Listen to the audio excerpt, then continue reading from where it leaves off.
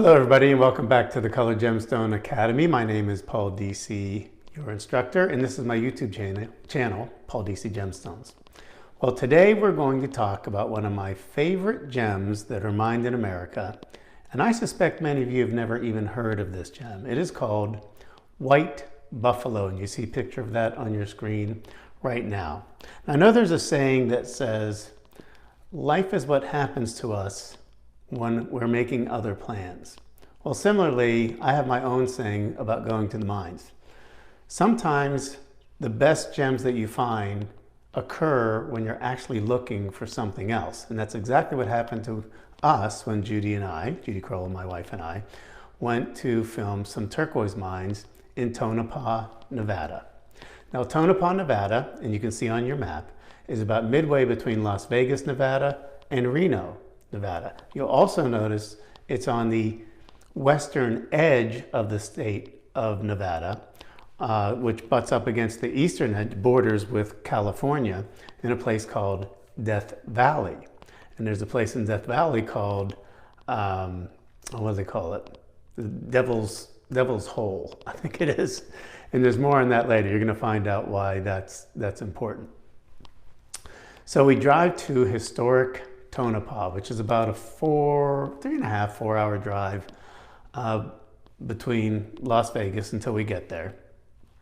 And you're going to see us taking shots in and around the town of Tonopah, because it's a historic town. It's a historic mining town and known for a lot of turquoise mines that are in the area.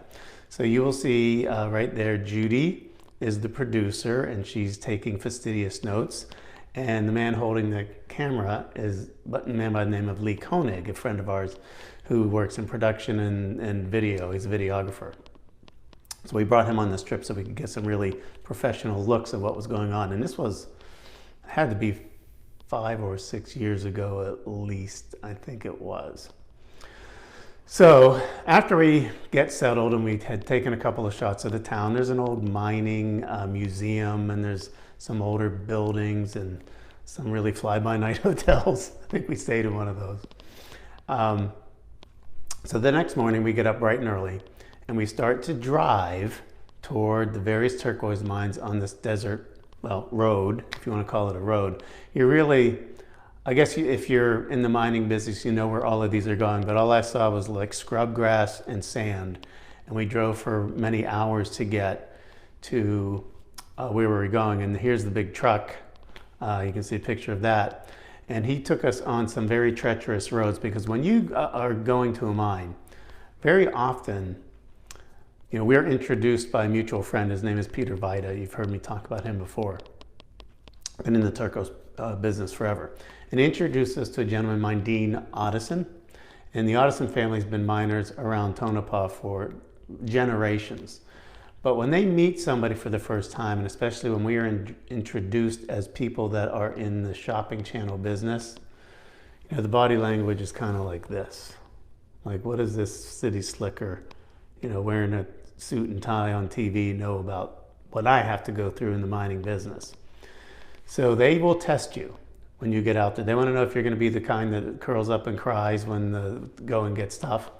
And they literally took us on a road. It wasn't the most direct way to go to the mine, but it was the most treacherous way to go to the mine.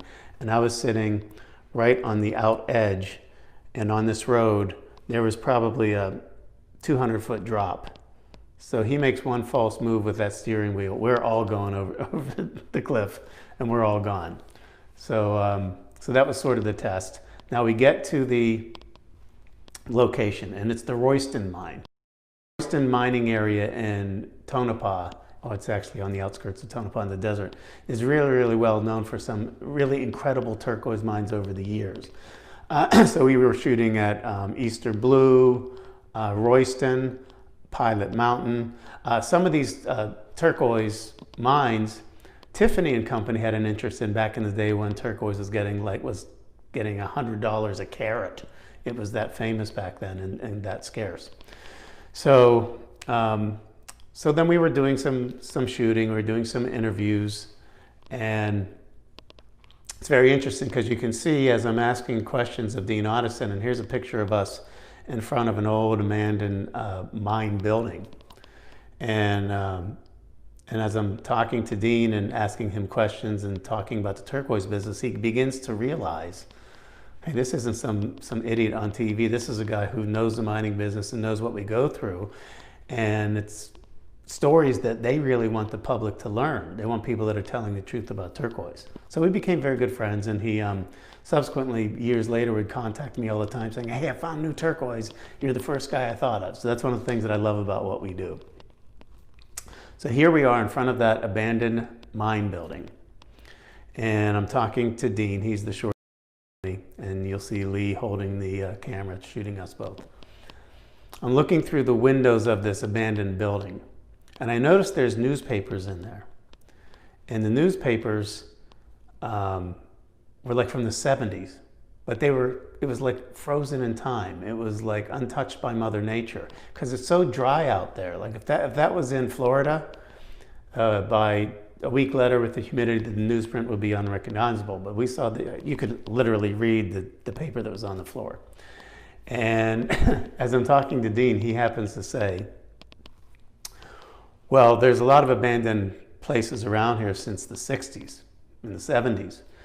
And he said, so that building that I'm talking in front of right now with you was one of the hideouts of the Manson family when they fled Los Angeles, and they were hiding out in Devil's Hole in the border of California and Nevada, and they would hop to different abandoned mining camps with their family to try and stay one step ahead of the law. Well, they eventually got captured, and it might have been in this very building that you're looking at. I mean, it blows my mind. But that's just some of the crazy things that happens when you're at the mines, especially the turquoise mines.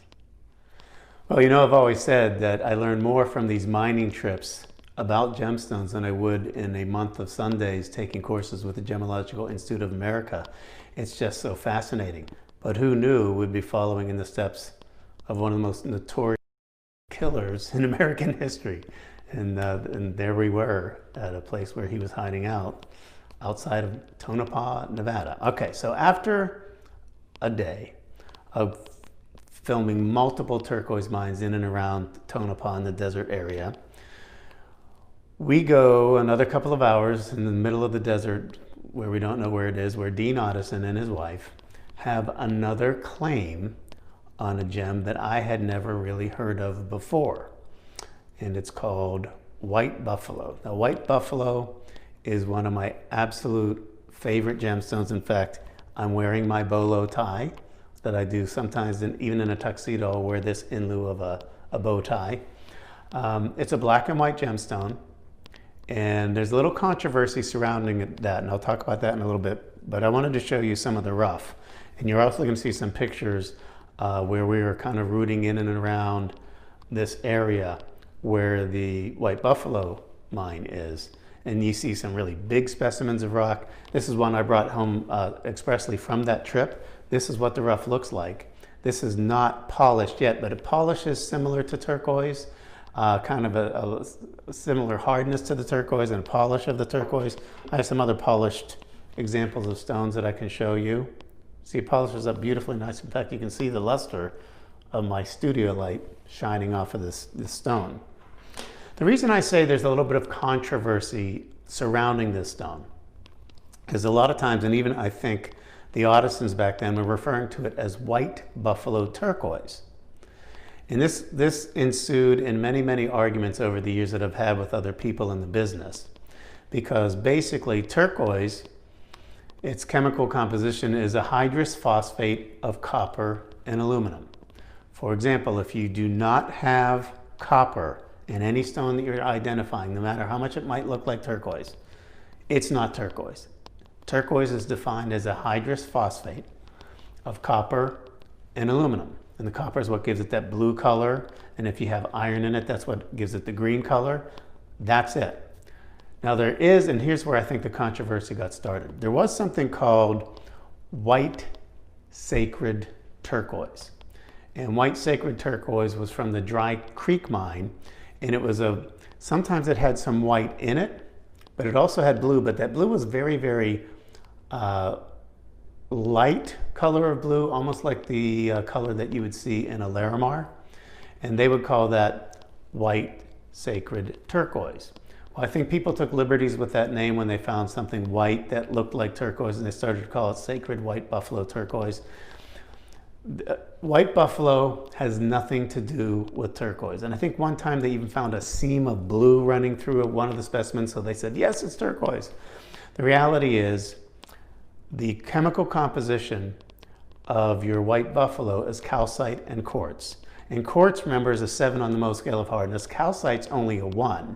But if you have predominantly quartz and the white is the calcite, you're going to have something that can cut and look and feel a little bit like turquoise, but in a black and white color. Now, the beauty of that black and white color, it goes with absolutely everything. I've often said this many times on the air, especially for lady customers that would be shopping. I said, you wouldn't think of not having black or white in your wardrobe. You're going to have a crisp white blouse. You're going to have a black handbag, belts that are white or black. This is like the ultimate accessory. It's one of the things that I absolutely love about the white buffalo. So one of the things that tickled me the most about this, and the thing that you're going to like about this is readily available. I had heard some rumblings that the original Audison mine had been sold or been closed, but there are other areas in Nevada that have similar soil. So you're going to see other areas in Nevada, even some of the north areas like we were with number 8, that will produce this black and white stone called white buffalo. So it's going to be readily available. My favorite thing about this trip, besides, as I said, you learn something every single time. It's amazing, the people in the mining business that you talk to.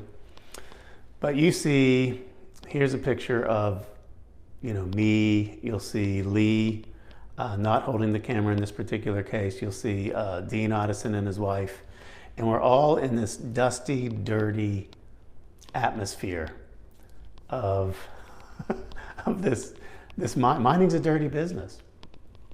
And then I get this picture of Judy Crowell, my wife. Look at her. She looks like she is completely immaculate, free of any dust and dirt. She's sitting in the same junky area that we are. Looks like she's just come off a runway in Milan at a photo shoot. I don't know how she does it, but that's Judy at the White Buffalo Mine in Tonopah, Nevada. So I hope you enjoyed this little mini lesson on one of my favorite gemstones called White Buffalo. Remember, if you like what you're listening to, please hit that subscribe button. It really does help me out. And if you want to get notified when the next video is coming out, because they're not always exactly the same time, click on the little bell icon and then it will notify you. Now remember, it costs you nothing to subscribe. But I hope you enjoyed it. I certainly enjoy giving you these lessons each and every week. I'll see you next time on the Colored Gemstone Academy. Thank you so much for watching.